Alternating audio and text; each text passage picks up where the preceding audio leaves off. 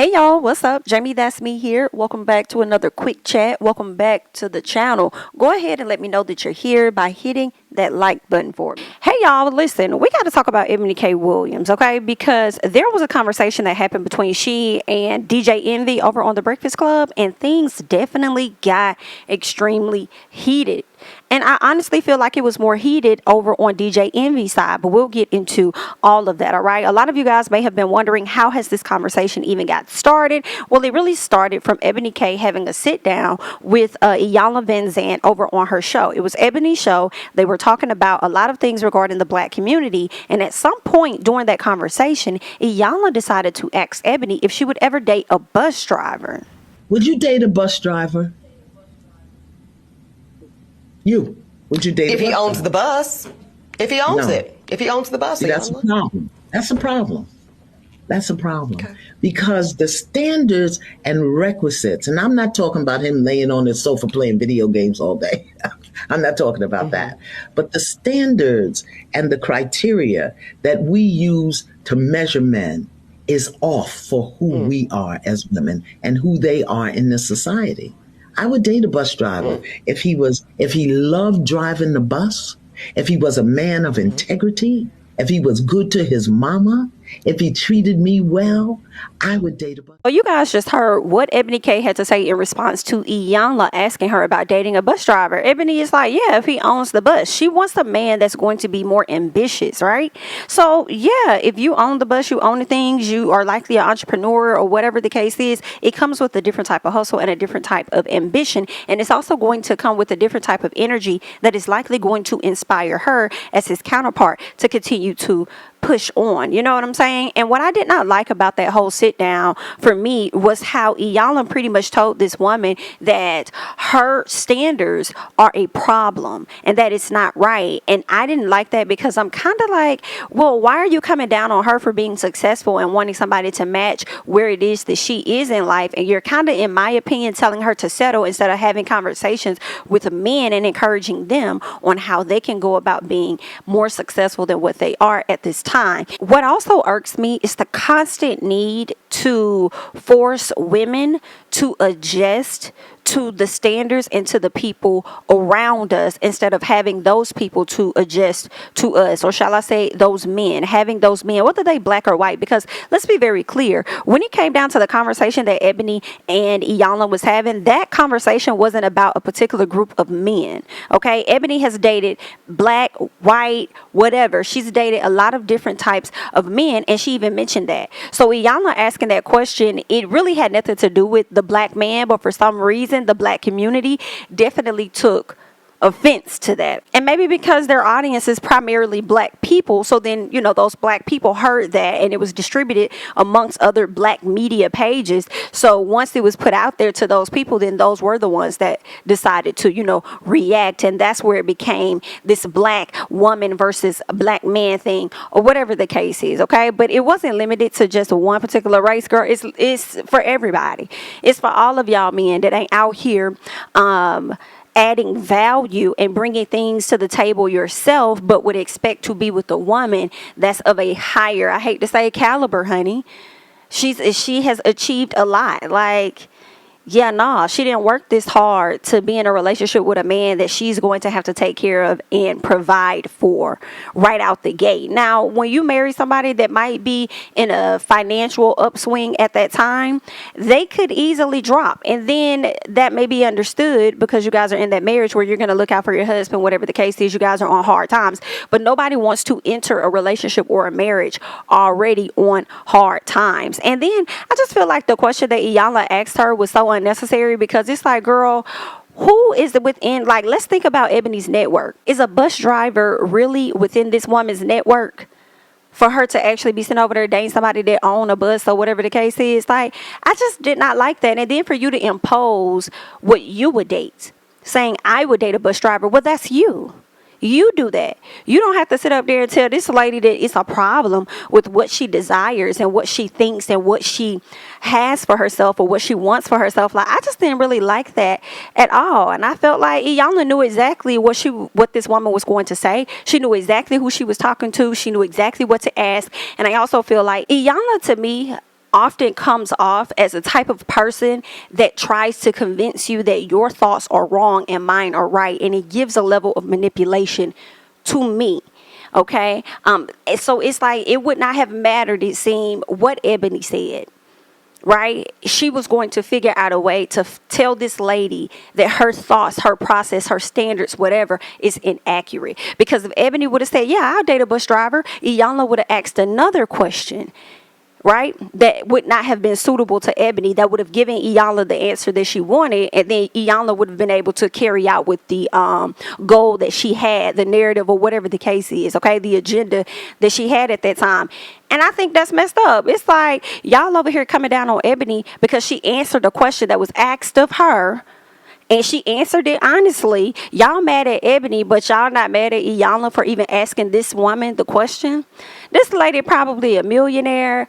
This lady is an author. She's an attorney, very intelligent, very smart. Iyanla, that was a dumb question in my personal to even ask her that. When are you going to find this lady in the same arena as a damn bus driver? I don't think so. And then I wish she would have went and asked the question to a lot of these men, not just black men, but any of them, about whether or not they'll be open to dating a lunch lady, or if they too would date a bus driver. Ask them that. But anywho, I just didn't like the whole conversation. I'm team Eboni on this. I really don't care about how anybody feels. That's that lady's standards. If that's what she wants to date, that's what she wants to date. Everybody's upset over preference. It's her if that's what she's interested in, she's interested in it. You know what I'm saying? That's just what it is. You are entitled to like and be with whoever it is that you so desire as well. And I'm sure that she's a woman who is A-okay with not dating a bus driver, so much so to the point that she's not going to just get in a relationship to say that she got one. She's going to be okay with just being lonely until somebody that meets her standards come along. You know what I'm saying? So, I mean, I see nothing wrong with it. Y'all feel free to have your opinions down below. But for me, I'm on Eboni's side with this. Now, I do think after everybody pretty much drug Eboni about her opinion and everything, I do think the comeback video that she dropped kind of may have hurt her case just a little bit, okay? She came back and she pretty much doubled down on everything that she had already said when she talked to Iyanla, and then she had to check the black people even more. So out of the 50,000 plus comments posted on social, I only saw a handful that even considered the possibility of a bus owner being a more aspirational position, and recognizing that I am actually speaking and pouring into the ascension of black men when I said what I said. But see, no, some of y'all were too busy naming and shaming me personally and black women in general as undesirable, gold diggers, and much worse.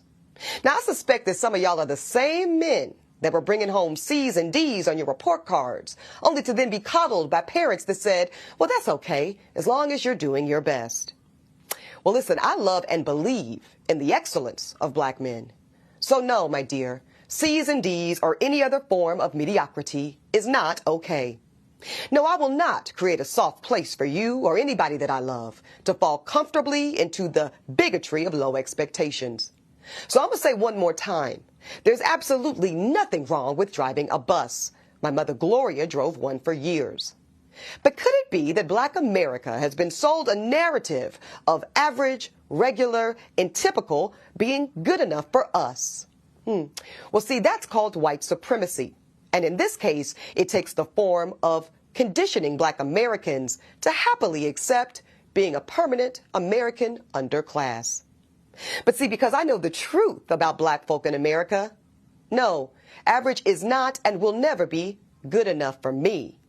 And the gag is, I don't think it's good enough for you either. Now, although I agree with everything that Eboni K said when she came back to double down on everything, I was like, ooh, I wonder how the people are going to take mediocrity. because they're going to feel a way that they're not on the same level. Listen, I just feel like this. At the end of the day, we're not on the same level, okay? We're not. And y'all have to accept that that is what it is. Why do you think they say low, middle, and high class? We're all on different levels. And if a middle class person wants to date a low class person, that is completely fine in their business. If a middle class person wants to date a high class person, that is their business. If a high class wants to go to low and a high want to go to middle and a high want to stay with a high, girl, that is them folks' business. And I just feel like a lot of people that may have complained about it are not at a place that they may want to be in their lives at this time. And you and your insecurities spoke out much louder because you were projecting. But that is just my personal opinion about that. I'm just team Eboni K on this overall situation. I don't really think that she was trying to diss anybody or anything. You know what I'm saying? She was speaking the truth about where we are as a community and that it is what it is, and that's just not where she's trying to be. And the thing for me was the fact that people kept trying to bring up the fact that she dated a white man. Oh, you date white men, whatever the case is. And y'all act like that was the only person that she's dated. And you could tell who listened to the whole video and who didn't even listen to nothing but a clip. This woman has dated a wide range of different type of men, not just white men. And shout out to her for opening up her range, because a lot of us only like to stick with our black men. A lot of us don't like to step out and date an Asian man or date a white man or any other or Indian man or anything like that. We like to stick over here with the black men that we have and then complain about the pickings that we have. Girl, maybe you need to open up and spread your mother wings, if you ask me. So I see absolutely nothing wrong with Eboni K. And I feel like a lot of the people that's complaining might want to go ahead and check out themselves. You know, that's just what I'm thinking. Like, it is what it is. I'm sure a lot of people may feel like, well, she thinks that she's better than other people. Girl, some of y'all ain't even got half of what this lady got and still be walking around here like y'all better than some folks. Some of y'all be out here thinking that y'all better than people that live in ghettos and poverty areas. So let's cut it out, because everybody in some capacity actually thinks that way. So y'all can like really stop all of that. Like, just wanted to find something to argue about and be upset about is what it's giving me. And this right here leads us to the conversation that she has with DJ Envy. And I am going to play a clip so that you guys could just go ahead and listen. It's not going to be the actual video. It is going to be an audio clip. So you guys can just go ahead and get a glimpse of the conversation that both of them had and how loud it got, how uncomfortable it got, how attitudey it got. Okay, girl, DJ Envy was doing too much. I'm not a fan. I've never really been a fan of DJ Envy, and he just showed me even more, you know, just listening to this. Because here's my thing, DJ Envy, this is what I hate that people do. Let me just, and it's not just him, it's just in general.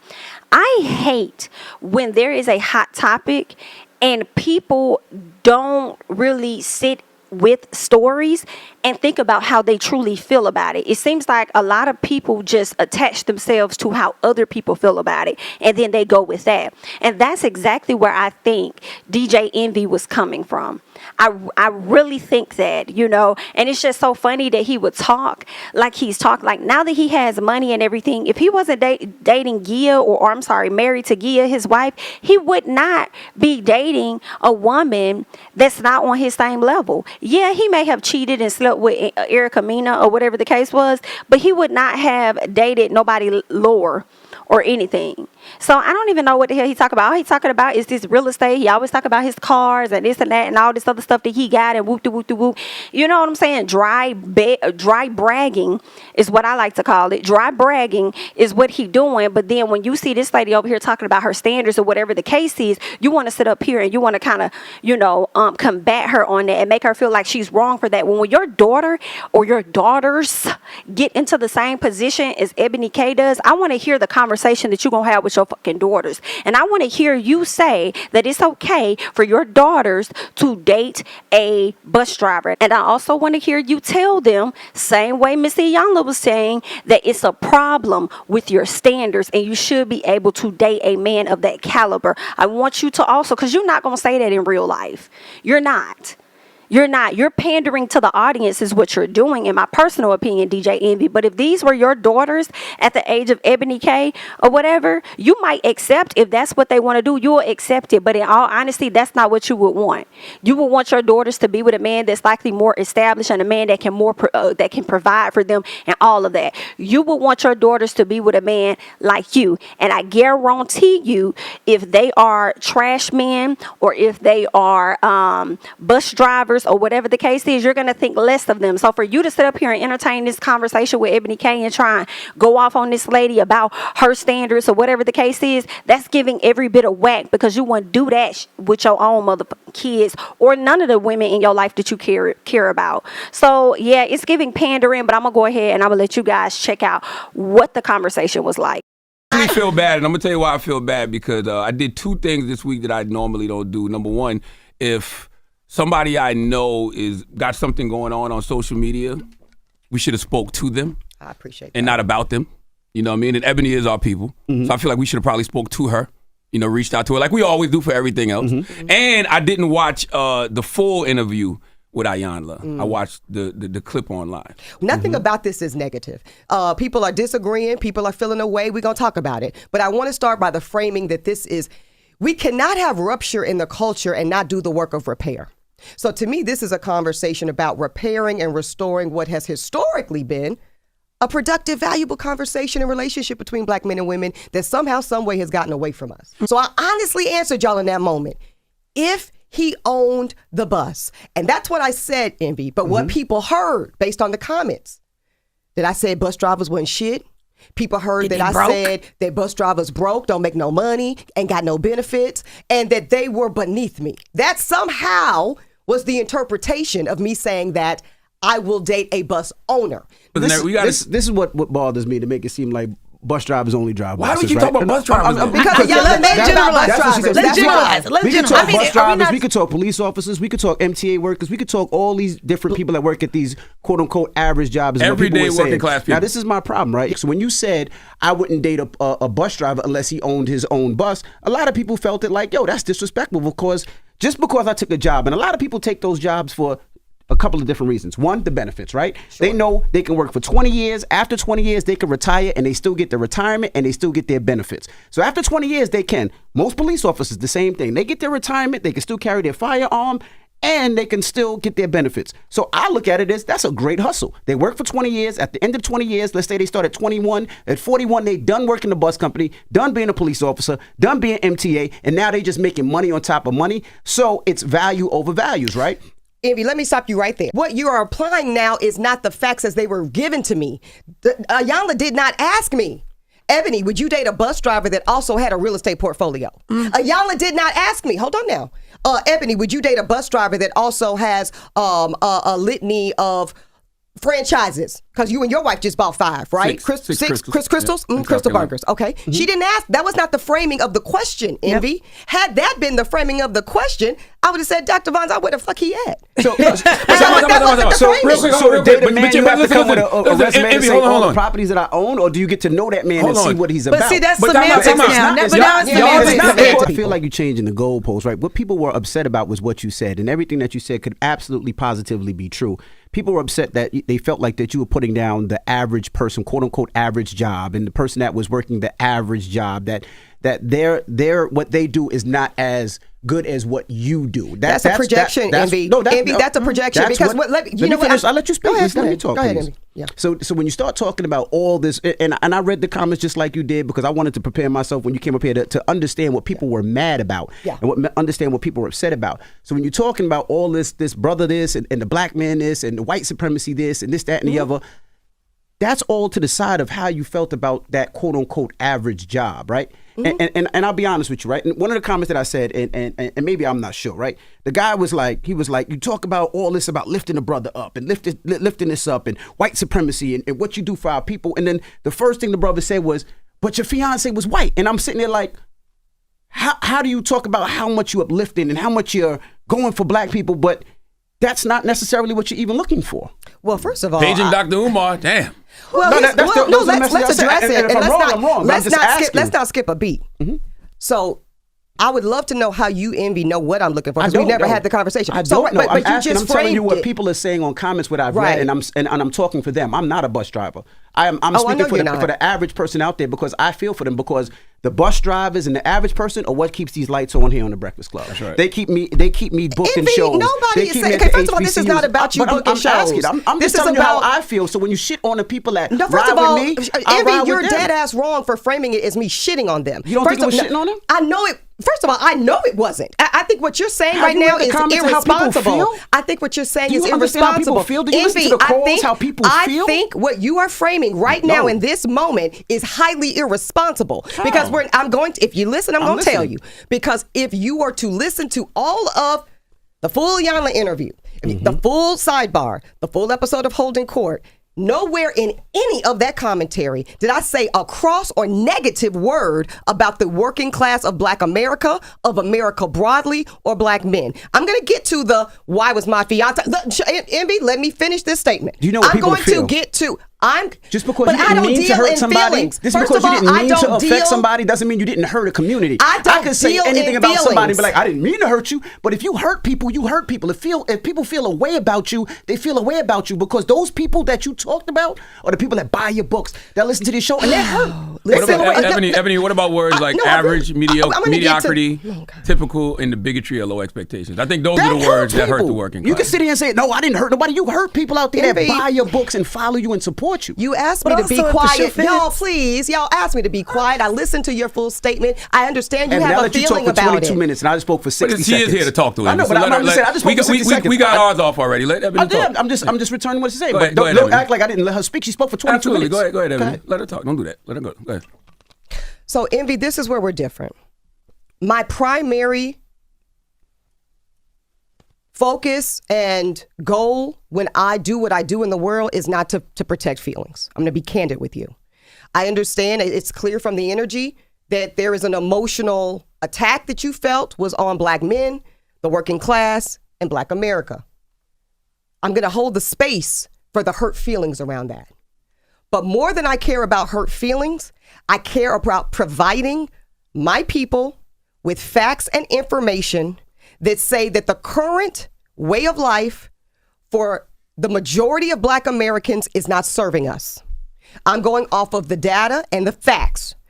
I am not okay, and I don't think it's okay, that the vast majority of Black Americans, again, overpopulate, disproportionately occupy spaces that are not ideal, that make us vulnerable. I talked about the COVID, that make us vulnerable to death, disease, maternal health, all the things that y'all all talk about on this show every day. Now, if y'all are okay with the current positioning of Black America, that we are the lowest income, the lowest home ownership, the lowest educated group, then so be it. And let's just stop talking now and keep on going about our business. Envy, I'm not okay with it. So that is why I said what I said about addressing the bigotry of low expectations. It's the bigotry of low expectations is the reason why I have to submit that Black men are now going to HBCUs and college and generally at half the rate of Black girls and women. I don't think that's okay. Shouldn't we address the system that put us in these positions? We are addressing the system, but first we have to name it, Charlemagne. See, that's where people's feelings are getting hurt, is the fact that I am naming it. I am saying that it is not okay to bring C's and D's through to your home and then expect to go on to higher education and acquire a higher skill set. And when you say that, that is hurtful to people, Envy. I'm acknowledging the pain. But somebody has got to start telling the truth to our people. And some of y'all wonder why you get the political representation y'all get, because some folks would rather hear things that make them feel good than understand and hear the things that are the truth. My father was a military. He was a mechanic. He was a bus driver. He was a police officer. So he was exceptional. Your father was exceptional. My mother worked at Guardian Life Insurance. I'm the first person in my family to go to college, first person to graduate from college, and my parents put me through college. So I don't look at them as mediocre. I don't look at them as average. They are exceptional, and they did what they did to get their kids through all this stuff. What you said is so different than what I'm talking about. I am the same with them, and I am the same. That is just not intellectually honest. And the difference what you're doing is what you said is, you want to encourage and you want to do this. I do the same thing without putting people down. I'm not putting people down. I'm being very honest. I think you are, and people have been saying, I don't think you're listening. Like, as much as you talk, you're not listening to what people are saying. Listening. I'm not bothered by that, though. I'm not going to be shamed. Because people are hurt and they have opinions. Just like you have your opinion, you can't talk over people and not let people talk. But you're also interrupting me, Envy. I'm not. I was talking. You keep talking to me. I let you speak, and then I just started talking. Okay, you got it.